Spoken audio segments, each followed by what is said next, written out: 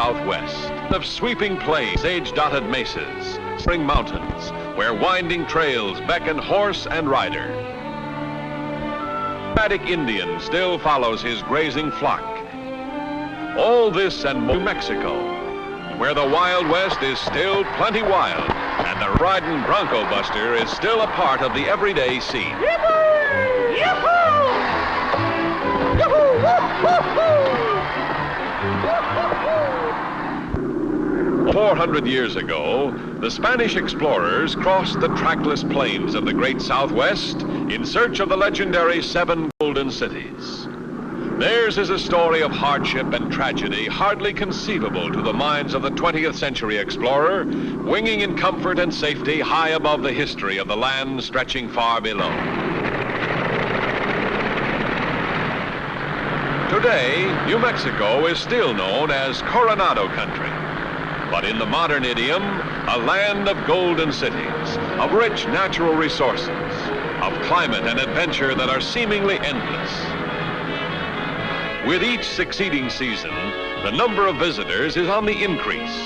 Come west for the first time, or the second or third, to share New Mexico's wonders and incomparable hospitality. So it's welcome, and may your visit be one which you will thoroughly enjoy and long remember.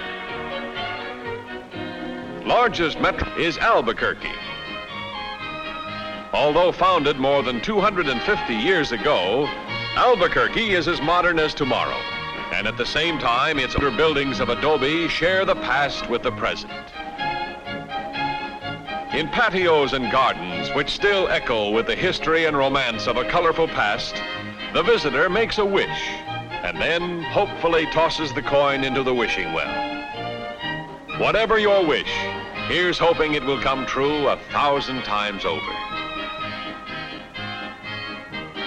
Only a short distance to the northeast, and some 7,000 feet above sea level, is Santa Fe, oldest capital city in America. In a journey measured only in a matter of minutes, you land where once great wagons rolled over the famous Santa Fe Trail, and the birth of a new era was written into the pages of the nation's history. There's no question about it. You're in for a truly pleasurable experience when you visit Santa Fe, the Spaniards' royal city. Founded in 1610, this was the old-time trail driver's end of the road. Today, her traffic flows through streets originally designed for the horses and oxen of the conquistadores. Santa Fe has a proud history. It has flown the flags of 4 nations over the Palace of the Governors, the oldest public building in the United States. And this, the charming Cathedral of St. Francis. Inside, candles cast golden gleams on saints and virgins. The reverent kneel and pray amidst a historical past. Santa Fe has long been a mecca for the artisan and the art lover. It is the common rule here to find the weaver at work on his sidewalk loom under the fascinated eye of the welcome visitor. And throughout the year, the painter creates his wonders under the pleasantly warm New Mexico sun. If you're planning to enjoy your visit to New Mexico to the fullest, you'd better get yourself out of those there dude clothes and into something more in keeping with the atmosphere of the West. Now then, that's much better. And not only have they selected the very latest in Western clothes, but no one could possibly think now that they weren't just born right into those outfits. Or could they?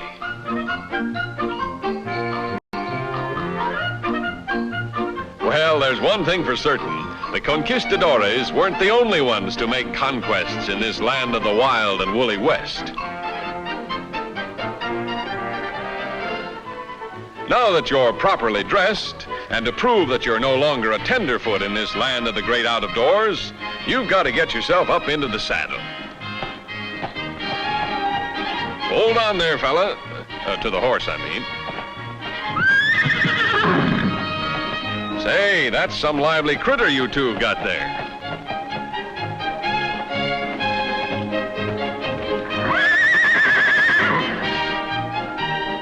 And here's another rather prominent citizen of this great Southwest, Mr. Burro, always willing to carry his share of the burden.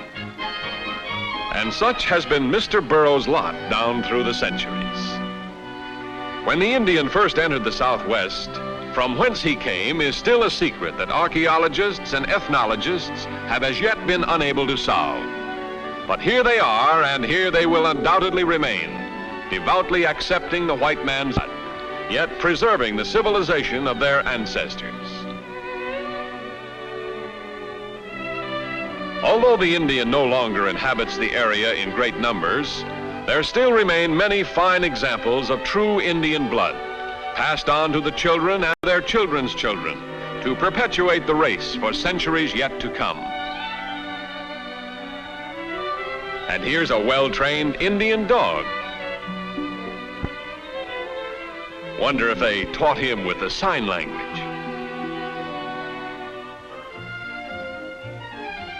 The Indians of New Mexico are famous for their handicrafts. Their hand methods are as ancient as the ages, their weavings and pottery colorful and useful souvenirs for the visitor to the great Southwest. The Indian shears the wool, cards it, and on looms set out of doors, weaves it into beautiful and durable rugs and blankets. This is truly the work of the individual artisan, the intricate patterns and designs existing only in the minds of the individual weaver. And even in Indian town, milady must take the time to visit the beauty parlor. The methods might not be as modern as those employed in the hairstyling salons of their city sisters, but nevertheless, in a you do mine, I'll do yours arrangement, the heavy black hair is made neat and attractive to greet friend husband when he returns from a day of tending the sheep on the range.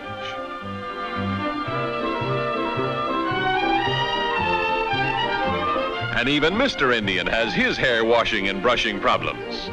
Use a comb? No, sir. You comb it by hand. And that, I might add, is a real heavy head of hair.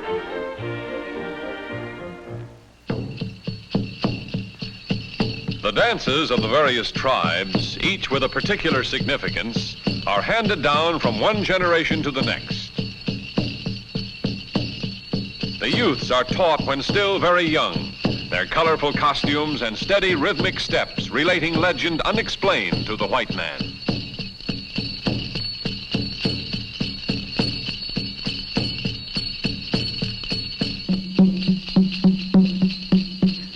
Here's a dance to test the dexterity of any man, the intricate hoop dance. If there are American folk dances, surely these must be considered as such. For the Indian and his culture will ever remain an indelible part of the history and legend of our land.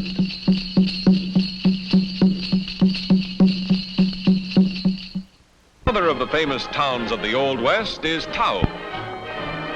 Taos is one of the oldest and most colorful towns in all of New York. Here, each year, are held many celebrations, wherein costume and festivity is relived the history of this West, a city born of turbulence and reared on insurrection in the days when there was little law and less order.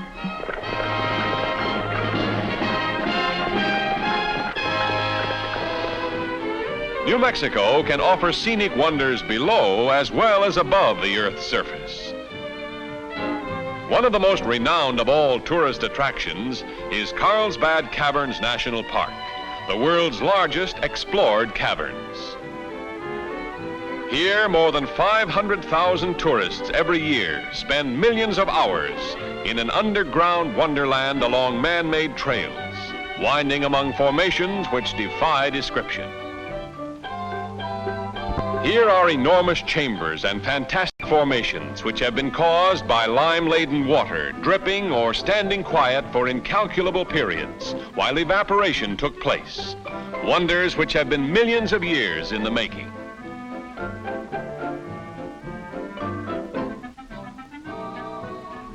As a vacation land, New Mexico holds a unique position. Here may be found some of the few remaining wilderness areas of the country. This is the homeland of several tribes of America's Indians, who at the time of William the Conqueror were in their golden age of Pueblo construction. Great and impressive ruins of immense dwellings, often containing more than 12 rooms, can still be seen. Despite the passage of centuries, segments of these old buildings exist today as magnificent reminders of the ingenuity and industry of primitive man.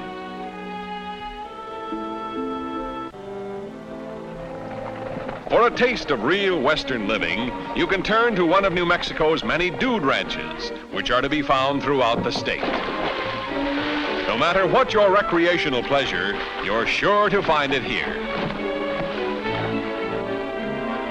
But for an adventure any visitor to the West will long remember, get into the saddle for a horseback trip to the backcountry. You ride out along trails, Reacher remains in her true virgin form, where the air seems always clearer and you seem to become a very part of the great out of doors.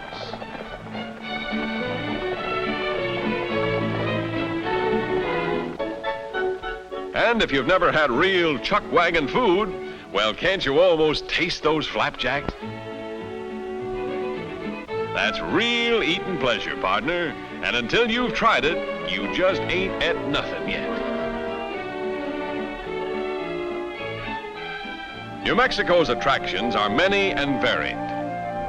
Her forests, which are widespread, abound in game to test the skill of any hunter. The swift currents and quiet pools of her more than 2,000 miles of crystal streams abound with cutthroat, rainbow, eastern brook, and other varieties of trout to satisfy the most demanding fishermen. Say there, that's a real nice day's catch, mister. If you are a skiing enthusiast, New Mexico boasts magnificent fast, steep runs or wide open slopes where the snow stays deep from November to May. So clamp your boots on those hickories and enjoy some of the finest skiing to be found in this part of the country.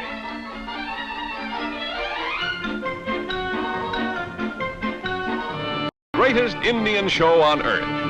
That's the reputation which has been rightfully earned by the famous Gallup Indian Intertribal Ceremonial.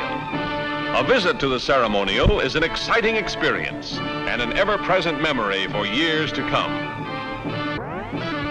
More than 30 tribes, costumed in their finest colorful ceremonial robes, gather once a year to parade and to reenact inspiring rituals and dances of their forefathers.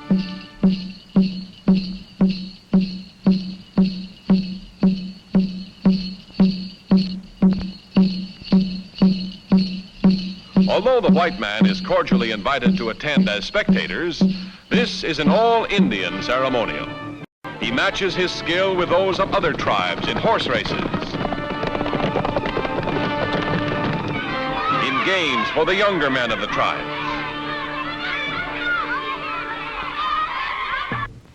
But the highlight is usually the ceremonial dance, in itself an ancient ritual. These dances are among the strangest relics of pagan worship on the American continent.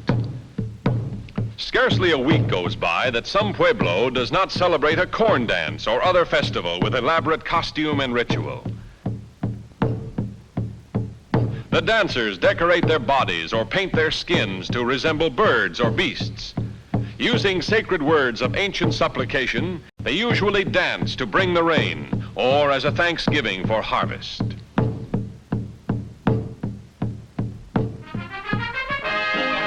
Fiesta in old Santa Fe. This is one of the colorful of all celebrations, a picture of the past dating from the days of the conquistadores.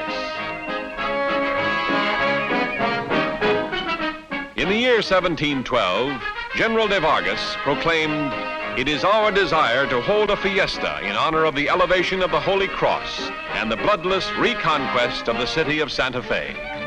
We obligate all who may succeed us to celebrate the fiesta for all time to come." And the fiesta has been held each year since.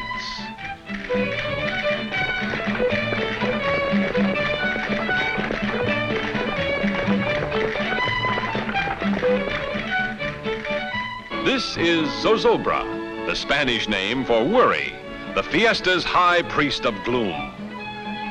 This foot giant is sacrificed each year that revelers may have fun. In the consuming flames, Zozobra writhes with realistic anguish, and it is not until he has been burned that the natural gaiety and abandon of fiesta really begin.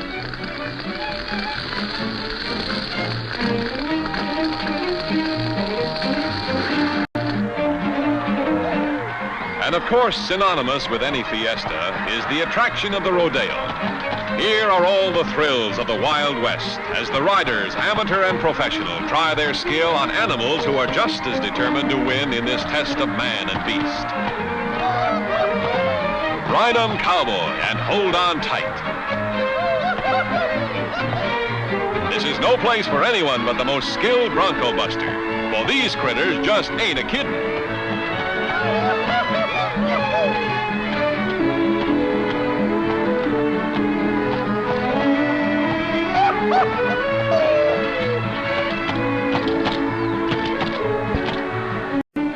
Whether you come to New Mexico in search of rest and relaxation or to make your home, you will be certain to receive a warm welcome. Come any time of the year, for the attractions are endless and there's never a closed season on hospitality. This is an experience you'll always remember. You'll remember the winds through the great forests and the brilliant sunshiny days. You'll remember the fiestas and the ways of the Indian. For this, as a way of life, is removed from the normal workaday world. So return as soon as you can. Others, come visit for the first time. For a visit to New Mexico is truly a visit to a land of enchantment.